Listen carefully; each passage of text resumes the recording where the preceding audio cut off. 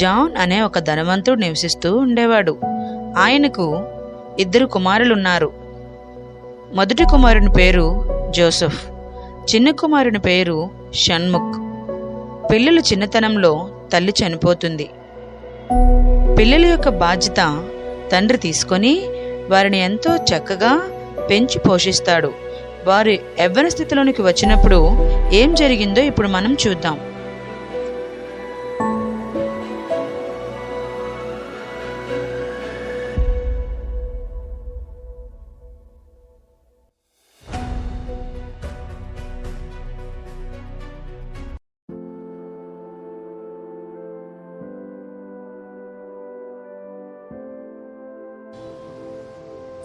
నా స్నేహితులు కలిసి ఈరోజు బాగా ఎంజాయ్ చేయాలి. ఒకసారి రవి గారికి కాల్ చేద్దాం.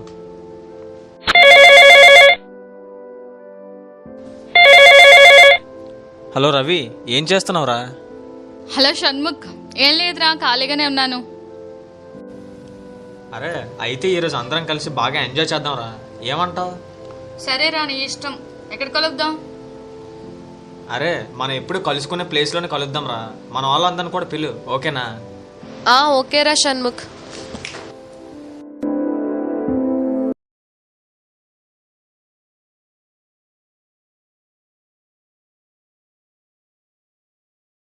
రే హాయ్ రా రవి, హాయ్ రా రమేష్. హాయ్ రా రాహుల్. హాయ్ రా షణ్ముఖ్. అరే అందరూ వస్తాం కదా, ఇప్పుడు ఏం చేద్దాం? అరే ఈరోజు మనం కొత్తగా ఏదైనా ఆలోచించాలిరా. మనం ఎప్పుడు ఇలాగే ఉండకూడదు.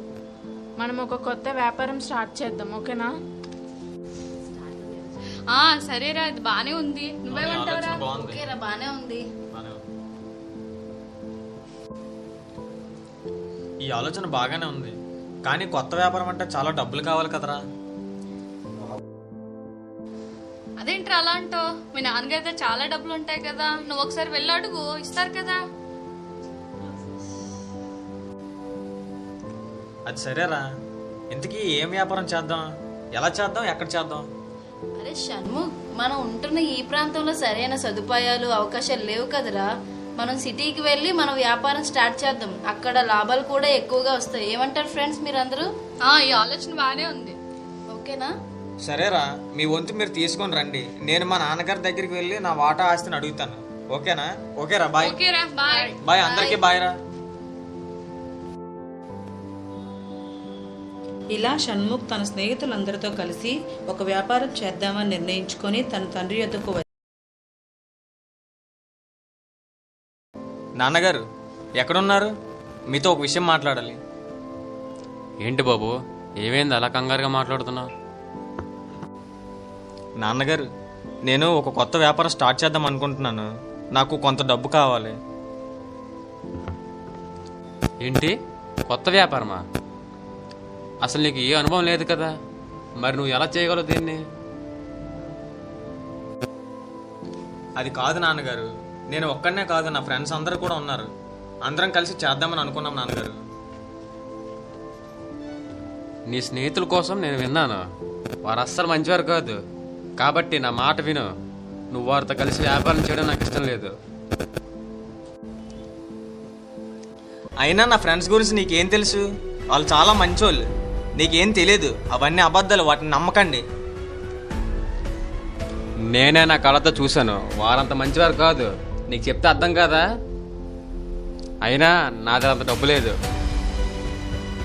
లేదు నాన్నగారు, నేను నా ఫ్రెండ్స్తో కలిసి వ్యాపారం చేయాలి అంతే. అందుకోసం నాకు డబ్బు కావాలి. మీ దగ్గర డబ్బు లేకపోతే నాకు రావాల్సిన ఆస్తిలో నా వాటా నాకు ఇవ్వండి. అది కాదు నాన్న, నువ్వు తీసుకున్న నిర్ణయం మంచిది కాదు. నా మాట విను. నో, నేను వినను. అదంతా నాకు అనవసరం. నా ఆస్తిలో నా వాటా నాకు కావాలి. అయినా నేను ఎదగడం నీకు ఇష్టం లేదు. నీకు అన్నయ్య అంటేనే ఇష్టం, నేనంటే ఇష్టం లేదు. అయినా అదంతా నాకు అనవసరం. నా వాటా నాకు కావాలి. అది కాదు బాబు, నాకు మీరిద్దరు సమానమే. అయినా నీవు నీ స్నేహితులతో కలిసి చెడిపోతావని ఈ మాట చెప్తున్నాను. వద్దు నాన్నగారు, ఇప్పుడు ఈ మాటలన్నీ అనవసరం. మీరే చూడండి, రేపు నేను చాలా గొప్ప స్థితికి ఎదుగుతాను. అయినా నా వాటా నాకు కావాలి నాన్నగారు, దట్స్ ఆల్, అంతే. ఇంక మీరేం చెప్పినా విన్నా. సరే, ఇంకేం చేస్తాం? నువ్వు నా మాట అసలు వినడం లేదు. ఇగో నీ ఆస్తిలో వాటా తీసుకొని వెళ్ళిపో. నీకు నచ్చినట్టు చేసుకో.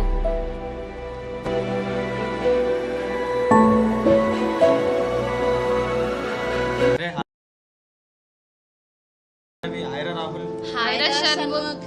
అరే నేను నా వాటా తీసుకుని వచ్చాను రా. మీరు మీ వాటలు తీసుకొని వచ్చారా? లేదురా, మా నాన్నగారు ఇవ్వలేదు. సారీ రా షణ్ముఖ్, మా అమ్మ నాన్నగారు కూడా ఇవ్వలేదురా. సరేలేరా, ఈసారి పర్వాలేదులే, నేను పెడతాను, తర్వాత ఇచ్చేయండి. నువ్వు చాలా గ్రేట్ రా షణ్ముఖ్, నువ్వు చాలా గ్రేట్. అరే నువ్వు మా ఫ్రెండ్గా ఉండే మా అదృష్టం రా షణ్ముఖ్. పర్వాలేదురా. కొన్ని నెలల తర్వాత ఈ చిన్న కుమారుడు అనేక వ్యాపారాలు చేసి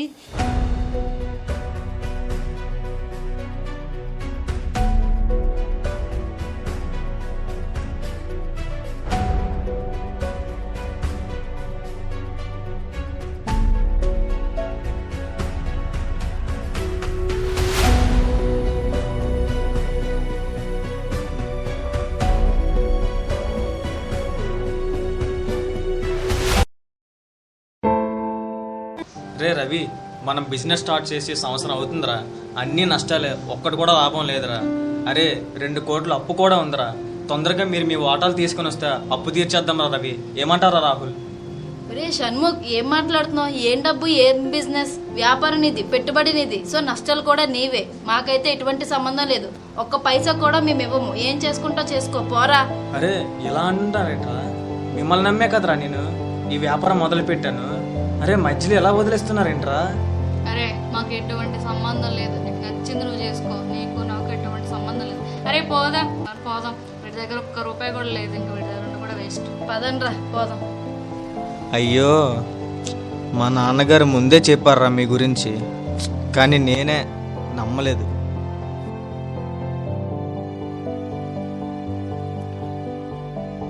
తన వ్యాపారంలో సర్వస్వం కోల్పోయి తినడానికి కనీసం ఆహారం కూడా దొరకని పరిస్థితికి దిగజారిపోయిన చిన్న కుమారు పడుతున్న ఆవేదన ఇప్పుడు మనం చూద్దాం.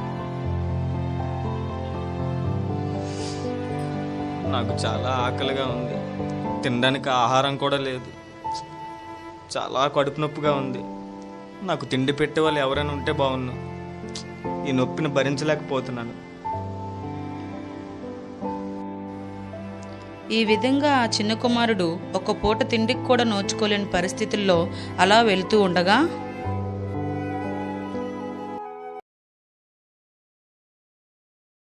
లచ్చే ఏడ్చేస్తానువే. ఏట్లేదు మాయా, ఏట్ చెప్పు.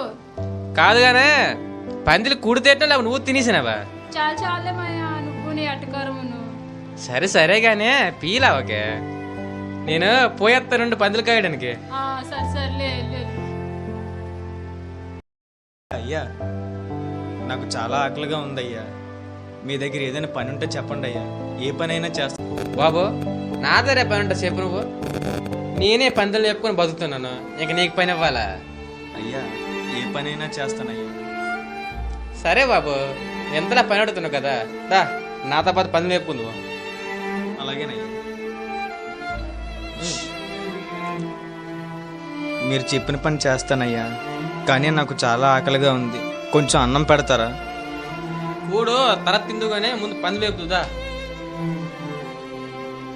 ఆ చిన్న కుమారుడు చాలా బాధపడుతూ పందులను మేపడానికి తీసుకొని వెళ్తాడు.